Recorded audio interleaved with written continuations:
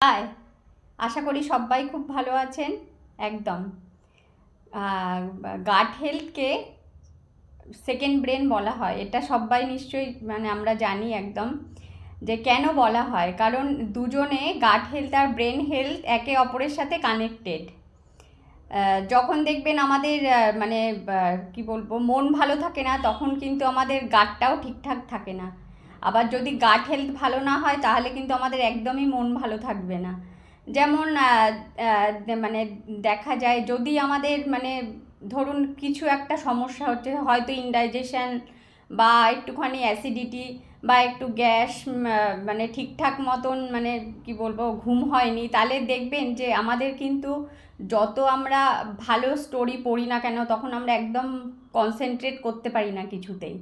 আবার কমেডি কোনো সিনেমা দেখলেও দেখবে তখন আমাদের যতই ভালো লাগুক তখন কিন্তু আমাদের একদমই হাসতেও ইচ্ছে করে না, ওটাতে মনও দিতে ইচ্ছা করে না।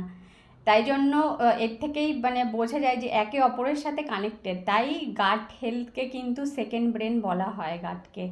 তাই আমাদের গাট হেলথটাকে আমরা একদম যদি ভালো করতে পারি তবে কিন্তু আমরা সব কিছুতেই মন বসাতে পারবো, চট করে রেগে যাব না, আমরা শান্তভাবে সব কিছু কমপ্লিট করতে পারবো এবং সারাদিন এনার্জেটিক চনমনে থাকবো।